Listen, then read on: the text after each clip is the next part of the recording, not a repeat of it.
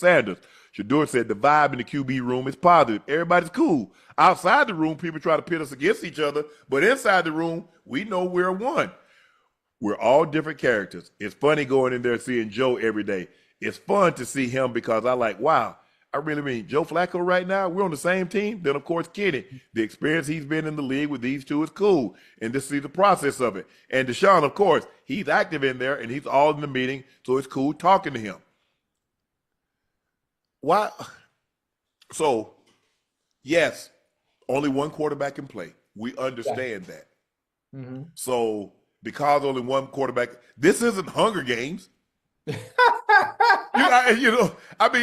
think that, people think, I think sometimes, Ocho, people try to pitch like it's a Hunger Games. Like you could have only one winner. Yes, there's only going to be one guy that's going to be able to play at a time. But I'm not trying to sabotage it. I'm going to go in there. Hopefully he can impart some wisdom. Joe Flacco's been at this thing a very, very long time. What is this, year 17, 18 for Joe? Super Bowl winning quarterback at that. Yeah. Mm-hmm. Got to be at least 17. I think 2009 was his rookie year. Okay. So this year 17. 18, okay. Yeah. So, hey, hopefully I can get some from Joe. Kenny Pickett's been in the league for a while. I don't know if I'm gonna get too much from him, but hey, let's see how it go. But hey, so what? So what is? I'm just trying to figure out what it's supposed to be. I understand, Ocho, when you in the wide receiver room. Yeah. I mean, y'all did. It wasn't a whole bunch of 3 wide. There was 2 wide receivers. Yeah, everybody wanted to play. I'm not trying to sabotage anybody so I can play in front of them. If you beat me out for the job, ain't gonna happen. But wish you the best. Yeah, most definitely. And we know what the pecking order is going to be. We know what the pecking order is going to be based on what we saw from rookie camp after they got drafted. Listen, the eye test, it doesn't lie. Mm-hmm. And based on the eye test, when you've seen the quarterbacks that came in their rookie year, you already know who's the best. You already know who it is. So Flacco's going to be the starter. At some point, if Flacco's not playing well, Shedeur Sanders will step in and be the quarterback of the future. Yeah. That's just how it's going to go. It's how it always plays out.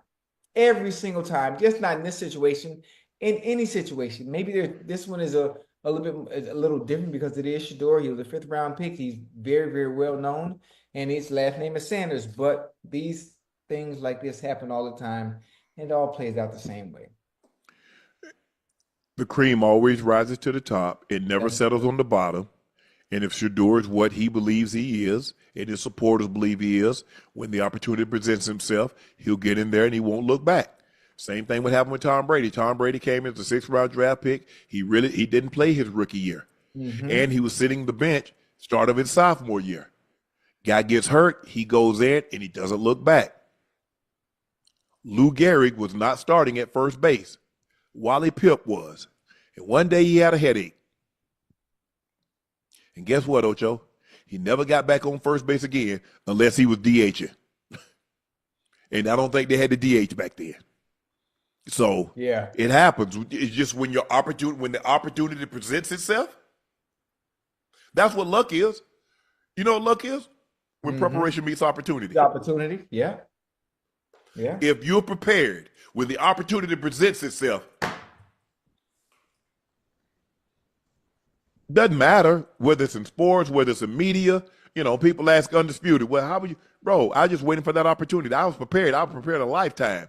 Yeah. My knowledge of studying and going over stuff and watching sports very intently. You hear Cornbread say, man, damn, look how you breaking the game down. I wouldn't think you break it down like that. You're a Laker fan. Right. Yeah. But when you watch and you study, knowing that an opportunity is going to present itself. Because, people don't plan to fail. They fail to plan. Right. So all I'm doing is hoarding information, studying. Opportunity, it's going to come. It's going to happen. Mm-hmm. And when it does, be ready. We put this together, man. I think I can do my own thing. I can do this. I just need somebody to bounce some, hey, that's entertaining, can bounce stuff off of. Man, don't you what you think about this? Man, you gonna do it? I want to do it too. Yeah, let's do it. Mm-hmm. But the opportunity, A lot of times people get the opportunity. Ah, man, they messed over me. No, you weren't prepared. You weren't ready. You weren't ready. And so, hey, now you gotta don't when things don't happen, don't blame somebody else. Yeah, I hate that. What could you have done differently? Yeah. What could you have done better? And you know what I also hate on is when people know a situation. People know a situation is bad and they always find an excuse instead of doing what they need to do, instead of doing what's necessary to fix said situation, but blame everything else going on around them. That hurts me. That hurts. That Because it's easier to blame someone else than to blame yourself. Because if I were to put that on me, Ocho, that means that something about me is wrong. Right, Who yeah. wants to admit that there's something wrong with them? Yeah. Accountability. Yeah. I'd be the first to raise my hand in situations. Hey, I put Shannon. Shannon's done this. Yeah. I'm big on accountability. Same. If I fuck up, I'm gonna You got to own. You have to own up to it. You have to.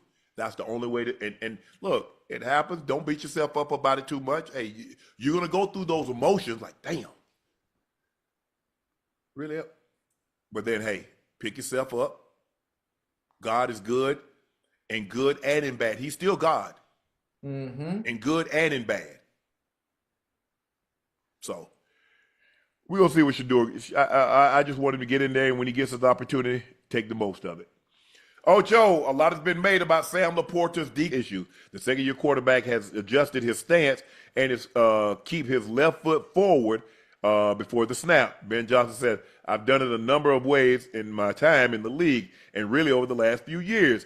I kind of gravitated towards that. It's something that I feel pretty strongly about. He and I talked about it, the reason why we want to do it.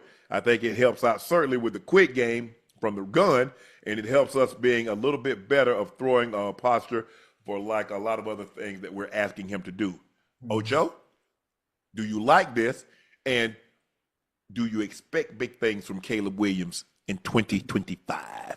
I absolutely do expect big things from Caleb Williams, because understanding how good he is already, tremendous athleticism. He has a very strong arm, and he's a dual threat quarterback. With the addition of Ben Johnson and the creativity that he's able to bring to that offense, and what Caleb can do, I think it's going to be that much better for them offensively. I'm excited. I'm excited for him. The little twists and nuances that he's changing in Caleb's game is really interesting. Probably allowing Caleb to get to and drops a little faster, being able to process information a little faster, especially in the quick game. And I think it's going to help him in the long run. People that might not like Caleb Williams for personal reasons, based on what he likes to do and enjoy off the field, I think. No, I think it's because of what he said. And his dad said they didn't want to go to Chicago. I think people are still holding that against him. Yeah, but that just